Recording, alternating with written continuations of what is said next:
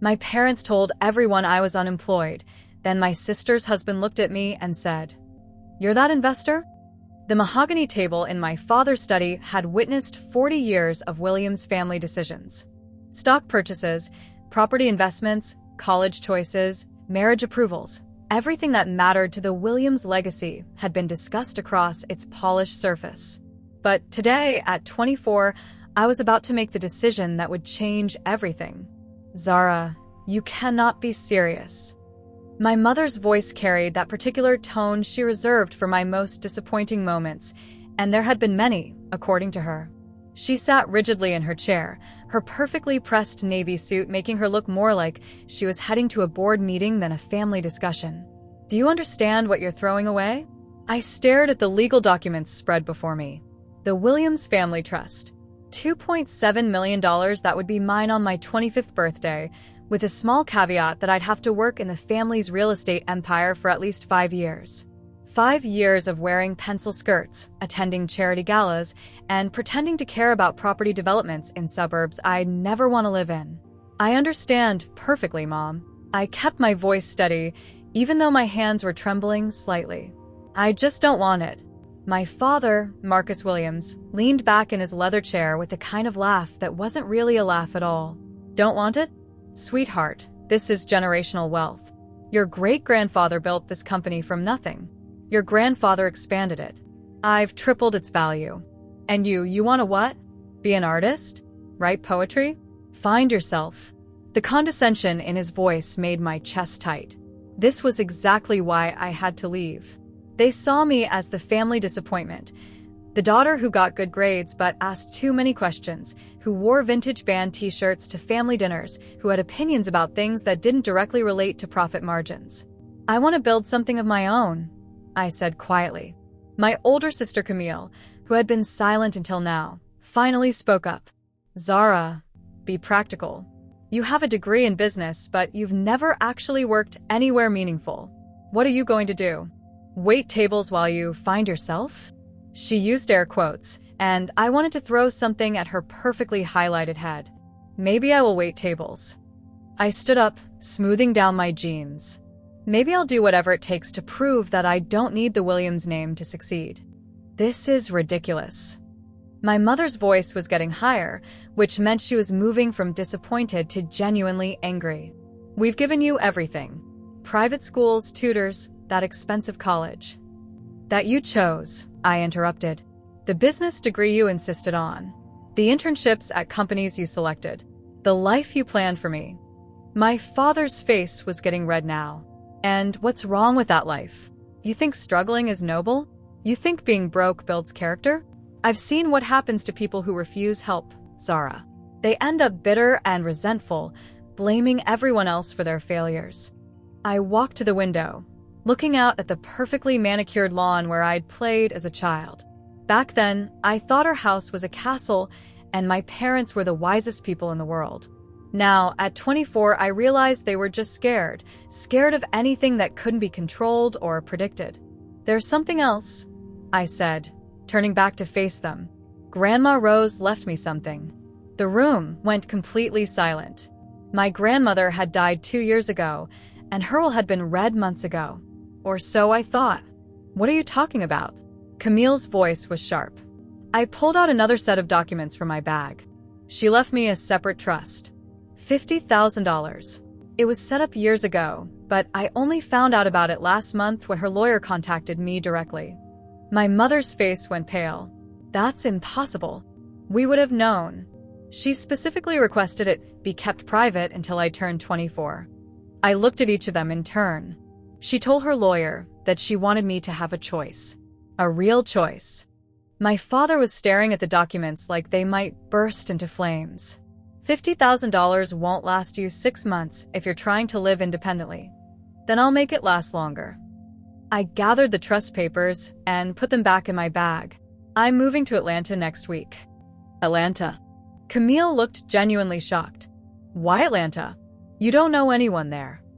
Exactly. I headed toward the door. I need to find out who I am when I'm not Marcus Williams' daughter or Camille Williams' little sister. I need to discover what I'm actually capable of. My mother was crying now, which made my resolve waver for just a moment. Zara, please. Think about this. You can take a gap year, travel, do whatever you want, but don't throw away your future. I paused at the doorway. I'm not throwing it away, Mom. I'm creating it. As I walked out of that study for the last time, I heard my father's voice behind me. When you come crawling back in 6 months, don't expect us to pretend this never happened. I didn't turn around. I couldn't let them see the tears in my eyes or the doubt that was already creeping in. Because the truth was, I had no idea what I was doing. I just knew that staying meant becoming someone I could never respect. 3 days later, I was on a Greyhound bus to Atlanta with 2 suitcases, $50,000, and a grandmother's belief that I was capable of more than anyone else imagined. What I didn't know was that within 5 years, I'd prove her right in ways that would shock everyone, including myself. The attic above Marcus Chen's apartment smelled like old books and broken dreams. Marcus, not to be confused with my father, was a college friend who'd moved to Atlanta for a tech job that barely paid enough to cover his rent. When I called him from the Greyhound station, desperate and trying not to sound it, he offered me his storage space turned makeshift bedroom for $200 a month. It's not much, he said, helping me drag my suitcases up the narrow stairs. But it's got a window, and the Wi-Fi reaches up here most of the time. I looked around at the slanted ceiling, the single mattress on the floor, and the card table that would serve as my desk. After a lifetime of marble bathrooms and walk-in closets, it should have felt like failure. Instead, it felt like freedom. It's perfect, I said, and meant it. The first month was brutal. I found 3 jobs within 2 weeks. Morning shift at a coffee shop called Grind and Shine, afternoon data entry at a small accounting firm, and weekend catering gigs that paid cash under the table. I was working 60 hours a week and barely covering my expenses, but for the first time in my life, every dollar I earned was mine. The coffee shop job was where everything started to change, though I didn't know it at the time. "You're new to the city, right?" asked Keisha, my manager, during a rare slow Tuesday morning. She was a few years older than me, with natural hair pulled back in a colorful head wrap and the kind of confidence I envied. "Is it that obvious?" I laughed, wiping down the espresso machine. "Honey, you've got that everything is an adventure look. Give it 6 months." She grinned. "But I like your energy. You listen to podcasts during your breaks. What kind?" I felt my cheeks get warm. Business stuff, mostly. Startup stories, investment strategies. I know it sounds boring. Boring? Girl, that's smart. You planning to start something? I hadn't told anyone about my vague dreams of entrepreneurship, mainly because they felt too big and impossible when I was living in an attic and measuring coffee beans for minimum wage. "Maybe someday," I admitted. "I'm trying to learn about angel investing, but it feels like you need millions of dollars and connections I don't have." Keisha studied my face for a moment. "You know what? There's this meetup group that happens every Thursday night. Young professionals, entrepreneurs, people trying to figure it out. You should come." That Thursday changed my life. The meetup was in a co-working space in Midtown, filled with 20-somethings who looked just as lost and determined as I felt. The speaker that night was a woman named Dr. Patricia Johnson, a former surgeon who'd become an angel investor after selling a medical device company for 8 figures. "People think you need to be rich to be an angel investor," she said, addressing a room full of eager faces. "But you need knowledge, instinct, and enough money to take calculated risks." I started with $10,000 and a lot of research. After her talk, I waited in line to ask her a question, my heart pounding. "Dr. Johnson, what if someone wanted to start with even less? Like $5,000? She looked at me with interest. "That's a very specific number. Do you have $5,000? "Maybe," I said carefully. "Then you have more than most people think they need to start learning. The key is education first, small bet second, and patience third. What's your background?" "Business degree, but no real experience. I'm working 3 jobs right now and trying to figure out my next move." She handed me her card. "Email me." I run a small mentorship program for people who are serious about learning. No guarantees, but if you're willing to do the work, I'll teach you how to evaluate startups. Over the next 6 months, I lived 2 lives. During the day, I was Zara the coffee shop worker, the data entry clerk, the catering server who smiled and said, "Yes, ma'am," to people who probably made more in a week than I made in a month. But at night, I became someone else entirely. I devoured everything Dr. Johnson sent me. Financial statements, market analysis frameworks, due diligence checklists. I joined online forums where real investors discussed deals. I studied failed startups to understand what went wrong and successful ones to see what they did right. After 8 months in Atlanta, I made my first investment, $3,000 in a food delivery app created by 2 Georgia Tech students. The app failed within 6 months, and I lost every penny. I cried in my attic bedroom for exactly 15 minutes, then opened my laptop and started researching my next opportunity. My second investment was worse, a social media platform that never even launched properly. Another $2,000 gone. But my third investment, a software company building AI tools for small businesses, started sending me monthly updates about their growing revenue. Then they got acquired by Microsoft for $47 million. My $3,000 investment became $98,000 overnight. I was 25, living in an attic, and suddenly I had more money than most people my age could imagine. But I told no one. Not Marcus, not Keisha, not even Dr. Johnson. I just kept working my 3 jobs and investing carefully, building something my family could never understand or control. I was becoming someone they'd never recognize. 5 years in Atlanta had transformed me in ways I never expected. I now lived in a sleek loft in Virginia Highland, drove a Tesla I'd paid for in cash, and had an investment portfolio worth over $2 million. But the most important change was invisible. I'd learned to move through the world as Jay Lynx, the mysterious angel investor whose real identity remained carefully hidden. The name came from my middle name, Jalen, and my grandmother's maiden name, Lynch. Jay Lynx had reputation in Atlanta's startup scene, known for asking the right questions, making quick decisions, and never appearing at networking events. All communication went through my lawyer, all meetings happened in conference rooms I rented, and I'd perfected the art of being influential while remaining invisible. Which is why the cream-colored envelope with my mother's perfect handwriting felt like a grenade in my mailbox. Camille and Derek Williams Henderson cordially invite you to celebrate their 5th wedding anniversary. I stared at the invitation in my kitchen, my coffee growing cold. 5 years. Had it really been that long since I'd spoken to any of them? The last communication had been a terse email from my father 18 months ago, informing me that my cousin Michael had graduated from Wharton and joined the family business. The subtext was clear. See what happens when you make smart choices? I deleted it without responding. But this invitation felt different. More desperate somehow. There was a handwritten note on the back in Camille's looping script.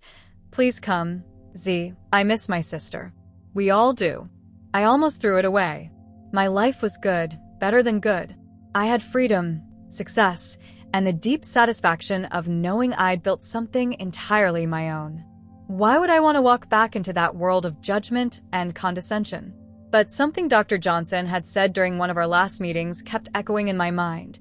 The measure of real success isn't just what you build, it's whether you can stand in any room and be comfortable with who you are. 2 weeks later, I found myself standing in the doorway of the country club ballroom where Camille's anniversary party was in full swing.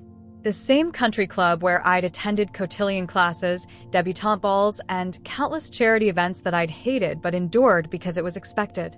Nothing had changed. The same crystal chandeliers, the same black and white marble floors, the same crowd of Atlanta's old money families mingling with practiced politeness. I'd chosen my outfit carefully, a simple black dress that looked expensive without screaming designer labels, paired with understated jewelry. I wanted to blend in, observe, and leave quietly. Zara? Oh my God, is that really you? I turned to see Camille approaching, her face lighting up with what looked like genuine joy. She looked exactly the same. Perfectly styled honey blonde hair, flawless makeup, the kind of effortless elegance that came from a lifetime of privilege. Her husband Derek followed behind her, looking like he'd stepped off the pages of GQ in his tailored navy suit. Hey, Cam. I accepted her hug, breathing in her familiar perfume. For a moment, I was 24 again, hugging my big sister goodbye before leaving for Atlanta. "You look amazing," she said, holding me at arm's length. Different. Confident. "Thanks. You look beautiful too. Happy anniversary." Derek extended his hand with a smile that didn't quite reach his eyes. "Derek Henderson. I don't think we've properly met." "Zara Williams," I replied, shaking his hand. His grip was firm, assessing, the handshake of someone used to evaluating people quickly. "Zara's my baby sister," Camille explained. "The one I told you about who moved to Atlanta to explore her options." The pause before explore her options told me everything I needed to know about how my family had explained my absence to their social circle. "Right, the creative one," Derek said with polite interest. "Still figuring things out?" Before I could answer, my parents appeared, and my mother's face went through a complex series of emotions: surprise, joy, worry, and something that looked like embarrassment. "Zara, sweetheart." She hugged me tightly, then immediately stepped back to examine my appearance. "You look well. How are you, baby?" My father's greeting was more reserved, a brief hug and a careful smile. "Good to see you, princess. How's Atlanta treating you?" "Very well, actually," I said simply. For the next hour, I was paraded around the room like a curiosity. My parents' introductions followed the same pattern every time. "This is our daughter, Zara. She's been living in Atlanta, still exploring her creative side." The words creative side became code for unemployed dreamer we're embarrassed by but trying to support. I smiled and nodded through each introduction, watching how people's eyes would glaze over with polite disinterest when they heard I wasn't a lawyer, doctor, or married to one. A few asked what I did for work with the kind of tone reserved for asking someone about a chronic illness. "Oh, a little bit of everything," I'd reply vaguely. "Staying busy." What I didn't tell them was that 3 hours earlier, I'd been on a video call with the founders of a biotech startup, deciding whether to lead their series a funding round. That my little bit of everything included owning stakes in 12 companies, 3 of which were preparing for IPOs. The most painful moment came when my mother introduced me to Mrs. Patterson, an old family friend whose daughter had just made partner at a prestigious law firm. "Zara's still finding herself," Mom said with a bright smile that couldn't hide her discomfort. "We keep telling her there's no rush, right? Some people just need more time to figure out their path." Mrs. Patterson nodded with practiced sympathy. "Of course, dear. Everyone blooms at their own pace." I excused myself to the bathroom after that, staring at my reflection in the ornate mirror. This was exactly why I'd stayed away. To them, I would always be the disappointing daughter who threw away guaranteed success for an uncertain dream. They had no idea that their lost daughter had become someone who could buy this entire country club without checking her bank balance. When I returned to the party, Derek was standing by the bar, looking bored. He caught my eye and walked over with 2 glasses of wine. "You looked like you could use this," he said, offering me a glass. "Thanks." I took a sip of what I recognized as an expensive Bordeaux. "Nice party." Camille went all out. She loves these kinds of events. He glanced around the room. "So, what do you actually do in Atlanta? And please don't say a little bit of everything." "I'm in finance. I'm genuinely curious about what someone does when they leave all this behind." There was something different in his tone now. Less condescending, more genuinely interested. Maybe it was the wine, or maybe I was tired of being invisible, but I decided to give him a real answer. "I work in startup funding," I said carefully. His eyebrows raised slightly. "Interesting. VC firm?" "Independent. Angel investing, mostly." Derek's expression shifted, and suddenly I had his full attention. "No kidding? That's a tough space to break into. Must be doing well to afford." He gestured vaguely at my outfit, clearly trying to assess whether my dress was as expensive as it looked. I was about to deflect when he continued talking, and my blood went cold. "Actually, my firm's been chasing this incredible opportunity lately. There's this investor, goes by Jay. Lynx. Ever heard of her? Absolute powerhouse. Made some legendary calls on early-stage companies." I nearly dropped my wine glass. He was talking about me. To me. without having any idea who I was. This was about to get very interesting. I forced my expression to remain neutral, though my heart was hammering against my ribs. Derek was still talking, completely oblivious to the fact that he was describing me to my face. "Jay, Lynx is like a ghost in the best possible way," he continued, warming to his subject. "Nobody knows her real identity, but her portfolio reads like a who's who of successful exits. That AI company that Microsoft bought for $47 million? She was the angel investor who believed in them when they were just two guys in a garage." I took a careful sip of wine to hide my shock. How did he know about my Microsoft deal? That information wasn't public. "Sounds impressive," I managed. "How do you know so much about her investments?" Derek's chest puffed up slightly. "Henderson and Associates has been trying to bring her in as a limited partner for months. We've done our homework. The woman's got an incredible track record. 15 investments over 5 years, 12 successful exits, average return of 800%. She's either incredibly lucky or she's got instincts that border on supernatural. Neither, I thought. Just a lot of late nights, careful research, and the willingness to ask questions that other people were too proud to ask." "Have you met her?" I asked, genuinely curious about how far his firm had gotten in their pursuit. "That's the thing. Nobody meets J-Links. All communication goes through her lawyer, some guy named Richardson.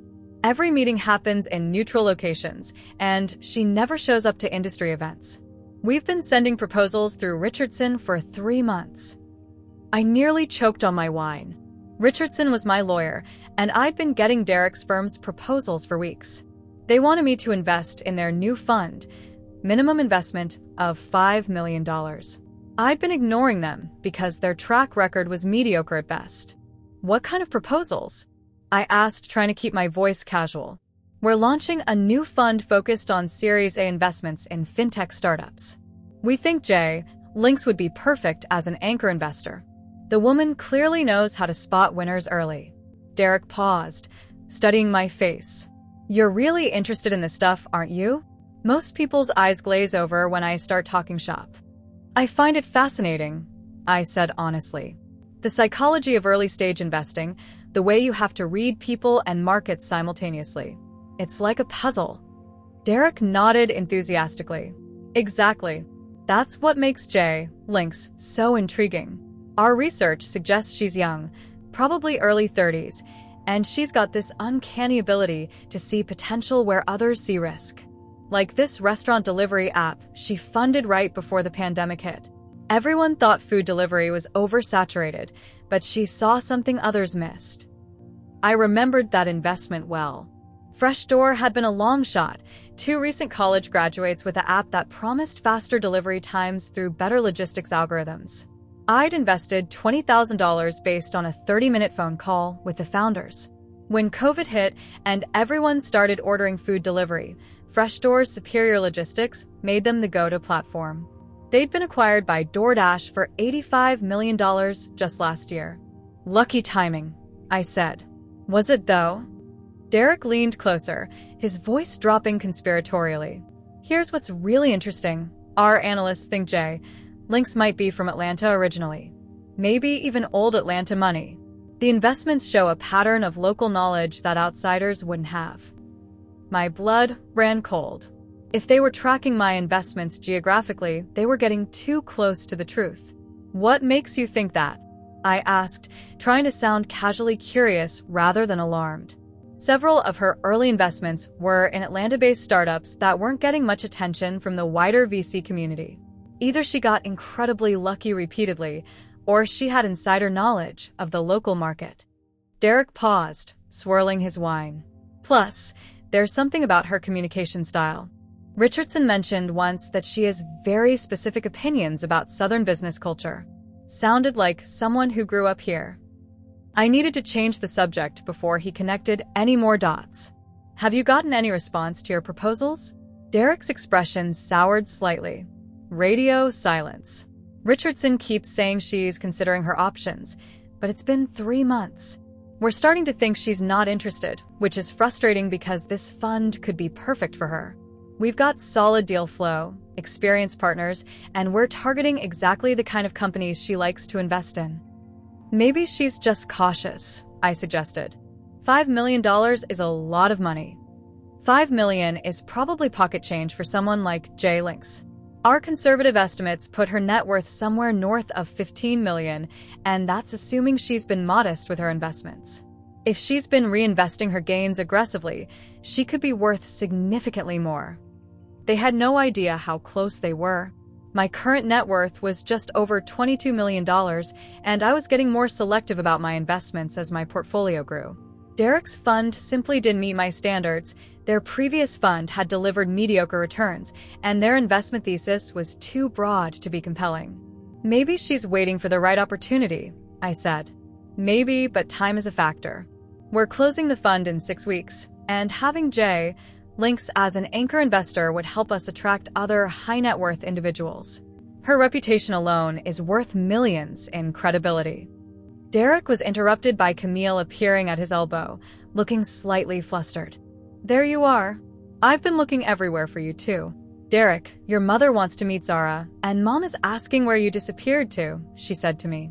Just getting to know your sister, Derek said, his arm sliding around Camille's waist.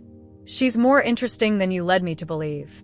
Camille laughed, but there was something sharp in her eyes. Oh, Zara's full of surprises. Always has been. Come on, let's go find everyone. As we walked back toward the main party, Derek leaned closer to me. Hey, if you're really interested in the investment world, you should think about coming to some of our networking events. You've got good instincts for someone who's new to the field.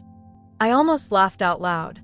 If only he knew that I'd been invited to those same networking events for years as Jay Lynx and had politely declined every single one. I'll think about it, I said. But as we rejoined the party, I noticed Derek watching me with a thoughtful expression. There was something in his eyes that hadn't been there before, a calculating look that made me wonder if I'd revealed more than I intended. I was about to find out just how much trouble one conversation could cause. The next hour passed in a blur of polite conversations and forced smiles. Derek's mother turned out to be a sharp-eyed woman who asked pointed questions about my creative pursuits, with the kind of southern politeness that felt like velvet-wrapped daggers. I deflected gracefully, but I could feel Derek watching our interaction with growing interest. When dinner was announced, I found myself seated at the family table between my father and Derek. Camille had arranged it this way intentionally, I suspected, probably hoping that family proximity would somehow repair 5 years of silence. Instead, it felt like being trapped in a spotlight. So, Zara, Derek said as the appetizers were served, I've been thinking about our conversation earlier. You mentioned you work in startup funding. What's your typical investment range? The question seemed innocent enough, but something in his tone made me wary. It varies, I said carefully. Depends on the opportunity. Of course. But ballpark, are we talking thousands, tens of thousands? My father looked up from his salmon. Investment range? Zara, what are you talking about? You work at a coffee shop. The table went quiet. I felt my cheeks burn with embarrassment, not because of the coffee shop job. I wasn't ashamed of honest work, but because of the dismissive way he said it. I work multiple jobs, Dad, including some consulting work. Consulting. My mother's voice carried that familiar note of skeptical hope. What kind of consulting, sweetheart? Before I could answer, Derek jumped in. She was telling me about her work in startup funding. I was curious about her investment philosophy. Camille laughed, but it sounded forced. Zara's always been interested in business. Remember how she used to read Forbes instead of fashion magazines? Still do, I said quietly. Derek leaned forward, his eyes sharp with curiosity. What was your most successful investment? The question hung in the air like a challenge.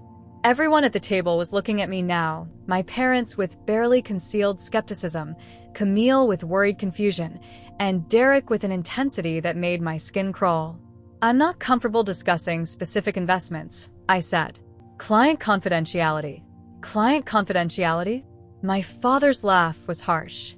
Zara, honey, you don't need to pretend. Actually, Derek interrupted, that's exactly what a serious investor would say. He paused, studying my face. You know what's interesting? I've been in finance for 8 years, and I've learned to recognize patterns. The way you asked questions earlier, about deal flow, about geographic investment strategies, those weren't beginner questions. My heart was racing, but I kept my expression neutral. I read a lot. I'm sure you do. Derek pulled out his phone. Mind if I test a theory? Before I could object, he was scrolling through what looked like a research document. Here's something fascinating. One of Jay Lynx's early investments was a company called Fresh Door, food delivery startup, founded by 2 Georgia Tech graduates. Ring any bells?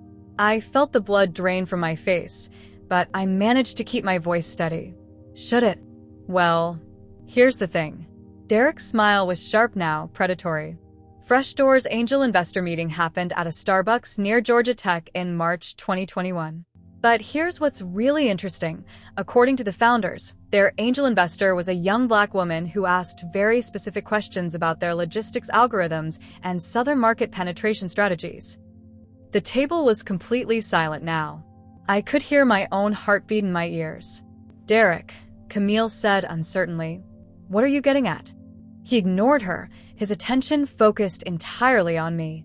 You want to know what else is interesting? Jay Lynx's communication always goes through a lawyer named Richardson. James Richardson, who happens to specialize in privacy law and has an office right here in Atlanta. I called his office yesterday to follow up on our proposal. I couldn't breathe, and his assistant mentioned that Ms. Lynx was attending a family event this weekend and wouldn't be available until Monday. Derek's voice was soft now, almost whispered. What are the odds? My father was looking between Derek and me with growing confusion. What is he talking about, Zara? Derek reached into his jacket and pulled out a business card.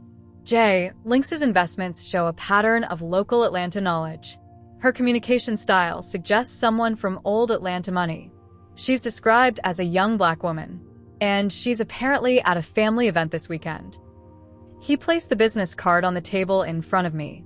It was one of mine, the minimalist black cards that simply read Jay Lynx with Richardson's contact information. I've been carrying this around for 3 months, Derek said quietly, hoping to run into someone who might know how to reach the most mysterious investor in Atlanta.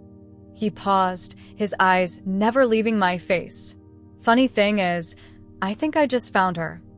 My mother gasped. My father's fork clattered against his plate. Camille was staring at me with her mouth open. Wait, my father said slowly. You're saying that Zara is... What exactly are you saying, Derek? Derek leaned back in his chair, a strange smile playing at his lips. I'm saying that your daughter, the one you've been telling everyone is unemployed and lost, might be the most successful angel investor in the Southeast. The silence that followed was deafening. I could feel every eye at nearby tables turning toward us, sensing drama even if they couldn't hear the details. Finally, my mother found her voice. Zara? Is this true? I looked around the table at their faces, shock, disbelief, hope, confusion, all mixed together. After 5 years of hiding, 5 years of letting them think I was a failure, the moment of truth had arrived.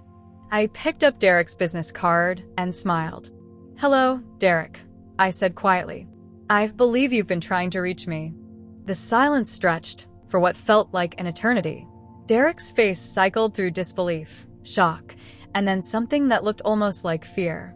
My father was gripping his wine glass so tightly, I thought it might shatter. Camille looked like she was trying to solve a complicated math problem in her head. Finally, my mother broke the silence with a whispered, "Oh my God." "You're Jay Lynx," Derek said, his voice barely audible. "You're actually... How is this possible?" I reached into my purse and pulled out my own business card, the real one with my direct contact information that I gave to exactly 3 people per year. I placed it next to his on the white tablecloth. Zara Jalen Lynch Williams, I said calmly, though I prefer to keep the Williams part private in my professional life. For obvious reasons. My father was staring at the cards like they might spontaneously combust. I don't understand. We thought you were... Unemployed? A failure? Still figuring things out? I kept my voice gentle, but there was steel underneath. I know exactly what you thought, Dad. You made sure everyone knew. Camille found her voice first. Zara, are you telling us that you're actually successful? Like, really successful? That depends on how you define success, I said. If you mean financially stable enough to never worry about money again, then yes. If you mean building something meaningful that I'm proud of, then absolutely. Derek was scrolling frantically through his phone now. The net worth estimates. Jesus Christ, Zara. Our research suggests Lynx is worth at least $15 million. Your research is conservative, I said simply. My mother made a sound that was half gasp, half sob. But honey, why didn't you tell us? Why let us think? Why let us worry? Because you never asked what I was actually doing, I said, my voice finally carrying the edge I'd been holding back for 5 years. You decided what my story was the day I walked out of Dad's office. Every introduction tonight has been about how I'm still figuring things out or exploring my creative side. You've been so busy telling everyone what a disappointment I am that you never once asked what I'd actually accomplished. My father's face was red now, but not with anger, with embarrassment. We didn't know how to ask. You cut us off, Zara. You stopped taking our calls, stopped coming home. I stopped subjecting myself to conversations about when I was going to come to my senses and join the family business. I corrected. There's a difference. Derek was still staring at his phone, scrolling through what I assumed was my portfolio information. The biotech investments, the AI companies, the restaurant delivery app during COVID. You predicted the pandemic impact on food delivery? I didn't predict anything, I said. I just paid attention to changing consumer behaviors and invested accordingly. That's what good investing is: research, timing, and a willingness to bet on people rather than just numbers. But how did you learn all this? Camille asked. You majored in business, but you never worked in finance. I worked 3 jobs and spent every free hour learning from people who were already successful. I made mistakes, lost money, learned from failures, and got better. You know, the old-fashioned way. My mother was crying now, but quietly. We're so sorry, baby. We had no idea. You had no idea because you never bothered to find out, I said, but my voice was softer now. You were so convinced that leaving the family money was a mistake that you couldn't imagine I might actually succeed on my own. Derek looked up from his phone, his expression a mixture of admiration and something that might have been regret. The proposals we sent through Richardson, you've been ignoring them. I don't ignore them. I read every proposal that comes through my office. I just don't invest in funds with mediocre track records and unclear investment theses. I smiled slightly. No offense. None taken, he said quickly. Actually, would it be possible to schedule a proper meeting? I mean, now that we know. I stood up slowly, smoothing down my dress. Derek, I've been evaluating your fund for 3 months. My answer is no. His face fell. But surely we could discuss. There's nothing to discuss. Your previous fund delivered below-market returns, your team lacks diversity, and your investment strategy is too broad to be compelling. I picked up my purse, but I appreciate your thorough research into my background. Very impressive detective work. I turned to face my family. Thank you for the invitation, Camille. It's been illuminating. Zara, wait, my father said, standing up. Don't leave like this. We need to talk. We need to what, Dad? Suddenly pretend that you're proud of me now that you know I'm worth more money than you expected? Rewrite the last 5 years of disappointment and condescension. That's not fair, he said quietly. Isn't it? I looked around the table one more time. For 5 years, you've been telling everyone who would listen that I made a mistake leaving the family business. That I was ungrateful, foolish, lost. You never once considered that maybe I knew what I was doing. I pulled out another business card and placed it in front of my mother. This has my real contact information. If you ever want to know who I actually am instead of who you think I should be, give me a call. As I walked toward the exit, I heard Derek call out behind me. Zara. Lynx. Whatever I should call you. Please, just consider meeting with us again. I paused at the ballroom entrance and turned back. The entire room was watching now, sensing that something significant had just happened. "Derek," I called back, my voice carrying clearly across the silent room. "If you want to impress Jay, Lynx, stop chasing her and start building something worth her attention." And with that, I walked out of the country club and into the Atlanta night, leaving behind a room full of people who finally understood that the family disappointment had become someone they'd never expected. My phone buzzed as I waited for my Uber. An email from Derek, sent just minutes ago. "Ms. Lynx, I hope we can schedule a call next week to discuss a revised proposal. Your insights tonight were invaluable." I deleted it without reading the rest. Some bridges are better burned once everyone's seen who really built them.